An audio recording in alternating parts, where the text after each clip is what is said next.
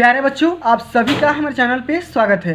दोस्तों, आज के इस वीडियो के माध्यम से क्लास 12th के बच्चों के लिए हिंदी का एक मोस्ट इम्पोर्टेंट वीडियो लेकर के आ चुका हूँ। और इस वीडियो के माध्यम से मैं आप सभी को पत्र लिखने का सही तरीका बताऊंगा कि किस तरीके से आप पत्र लिखते हो तो बोर्ड के पेपर में आप सभी अच्छे अंक स्कोर कर सकते हो।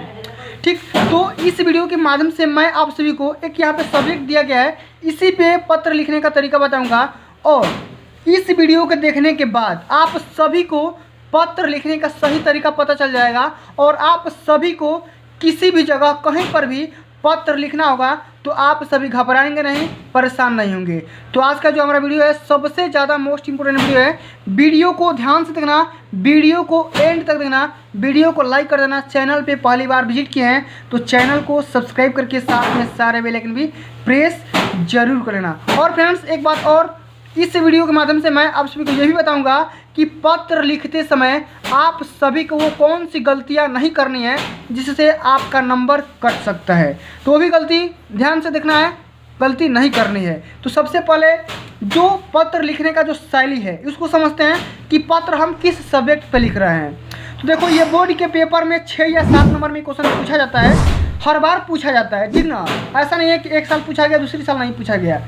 तो हर साल ये क्वेश्चन बोर्ड के पेपर में पूछा गया। और इस जो पत्र लेखन का जो सब्जेक्ट है कि लिपिक पद हेतु हिंदी में प्रपत्र शैली में एक आवेदन पत्र लिखिए, ये बोर्ड के पेपर में पूछा गया, ठीक ना। कि लिपिक पद मतलब कि क्लर्क हेतु, तो क्लर्क पद के लिए हिंदी में एक पत्र लिखना है और उसको हम किस ढंग से लिखेंगे कि हमारा एक भी नंबर ना कटे। तो ये सबसे पहले हम क्या लिखेंगे, किस तरीके से लिखेंगे कि हमारा एक भी नंबर नहीं कटेगा। तो देखो, सबसे पहले हम पत्र लिखने का तरीका, सबसे पहले देखो यहाँ पे प्रश्नोत्तर संख्या लगा लो, हेडिंग ब्लैक पेन। यहाँ पे आप सभी को रेड या अदर कलर का इस्तेमाल नहीं करना है, ब्लू और ब्लैक पेन का इस्तेमाल करना है, ठीक ना। यहाँ पे लिखोगे, फिर यहाँ पे देखो, अब चूंकि हम यहाँ पे अप्लाई कर रहे हैं फॉर्म के लिए लिपिक पद हेतु, तो सबसे पहले हम यहाँ पे सेक्शन बनाएंगे 1 2 3 4 5 6, ऐसे ऐसे हम सेक्शन बनाएंगे। और उस सेक्शन में सबसे पहले तो हम यहाँ पे लिखेंगे नाम। जैसे यहाँ पे एक फॉर्म का मतलब क्राइटेरिया होता है, उस तरीके से हम यहाँ पे अपना एक नाम लिख देंगे। नाम हो गया, फिर पापा का नाम हो गया, फिर हमारा डेट ऑफ बर्थ जो जन्म तिथि है वो हम यहाँ पे लिख देंगे।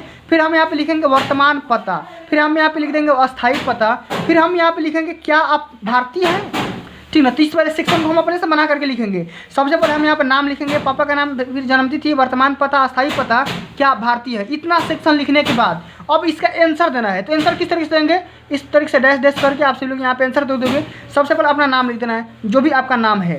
तो बोर्ड के पेपर में आप सभी को अपना नाम नहीं लिखना है या अपना कास्ट वगैरह नहीं लिखना है। क्यों?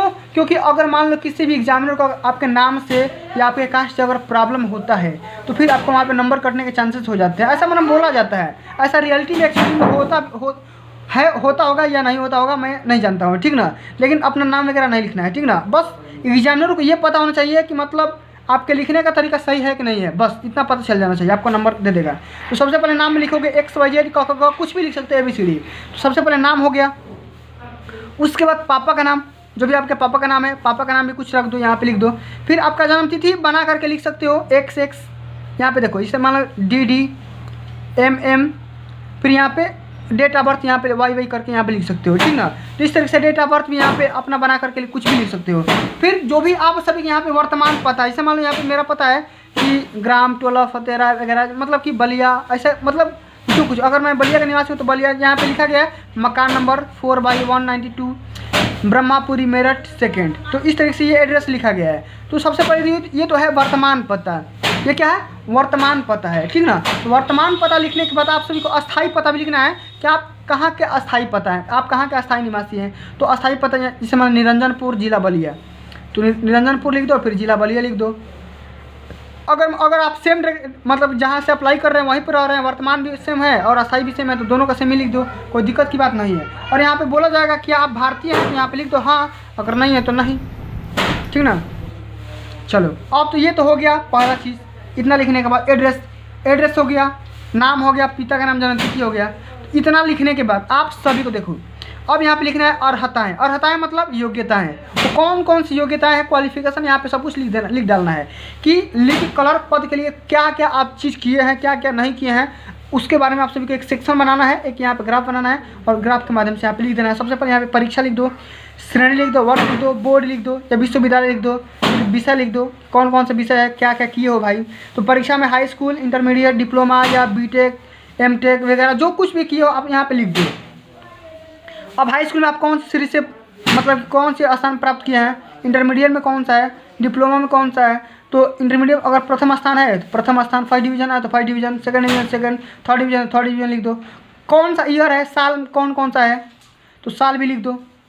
तो ऐसा नहीं है कि मतलब ये 2005 में भी हाई स्कूल कर लिए और 2005 में इंटरो कर लिए, तो ये सब गलती आप सभी को नहीं करना है, ठीक ना। सबसे पहली गलती ये नहीं करना है, ठीक। उसके बाद देखो यूपी बोर्ड अगर मतलब ये है तो यूपी बोर्ड से अगर हाई स्कूल किए हैं तो अब ये देख लो इंटर किससे किए हैं, ठीक। फिर यहाँ पे देखो डिप्लोमा किससे किए हैं तो डिप्लोमा जीपीएल लखनऊ, ये मतलब अगर एकेटीयू से किए हैं या कोई भी मतलब अगर विश्वविद्यालय की बोर्ड है यहाँ पे लिख देना या संस्था का नाम लिख देना, ठीक ना। डिप्लोमा या बीटेक या जो कुछ भी किए हैं यहाँ पे अपना संस्था का नाम लिख देना। उसके बाद कौन कौन सा सब्जेक्ट है, जैसे मान लो यूपी बोर्ड में हिंदी होता है, गणित होता है, विज्ञान होता है, सामाजिक विज्ञान, अंग्रेजी, संस्कृत, इस तरीके से यहाँ पे लिख दो सब्जेक्ट का नाम। फिर यहाँ पे इंटर में होता है हिंदी, अंग्रेजी, भौतिक, रसायन, गणित, इस तरीके से पूरे सब्जेक्ट नाम लिख दो। यहाँ पे डिप्लोमा में टंकड़, हिंदी वगैरह यहाँ पे जो भी कुछ अपना सब्जेक्ट है यहाँ पे सब्जेक्ट का सबसे पहले नाम लिख दो। तो इतना लिखने के बाद ये हमारी क्या हो गई, योग्यताएं हो गई, क्वालिफिकेशन हो गया। तो क्वालिफिकेशन भी हो गया, नाम एड्रेस भी हो गया। अब ये लिखने के बाद आप सभी लोग यहाँ पे दिनांक लिखोगे, डेट, कि कौन सा डेट में आप फॉर्म को अप्लाई कर रहे हो, ठीक ना। तो अप्लाई करने के बाद यहाँ पे लिखोगे कि मैं घोषणा करता हूँ कि आवेदित पद हेतु निर्धारित योग्यताएँ मुझ में है। मैंने जो भी सूचना इस प्रपत्र में दी है वे सही है। यदि इनमें से कोई भी गलत पाया जाता है तो मेरी उम्मीदवारी निरस्त की जाए, ठीक ना। मेरी उम्मीदवारी को सिलेक्शन को क्या कर दिया, रद्द कर दिया जाए, मतलब कि सिलेक्शन को रद्द कर दिया जाता है। तो ये एक चीज़ यहाँ पे सेक्शन में लिख देना है कि मैं घोषणा करता हूँ कि आवेदित पद हेतु निर्धारित योग्यता सारी की सारी क्वालिफिकेशन मेरे में है। अगर बाई द वे कभी फ्यूचर में अगर मेरी क्वालिफिकेशन या कुछ भी मतलब एड्रेस वगैरह नाम वगैरह अगर गलती पाया जाता है तो मतलब क्वालिफिकेशन को क्या कर दिया जाए, नियुक्ति को क्या कर दिया जाए, रद्द कर दिया जाए। तो इस तरीके से आपसे यहाँ पे एक छोटा सेक्शन यहाँ पे बना करके लिख देना है। यहाँ पे लिख देना भवादी, फिर यहाँ पे हस्ताक्षर अपना, फिर यहाँ पे चाहे तो आप डेट यहाँ पे लिख सकते हो, नहीं तो छोड़ भी सकते हो क्योंकि यहाँ पे लिख चुके हो।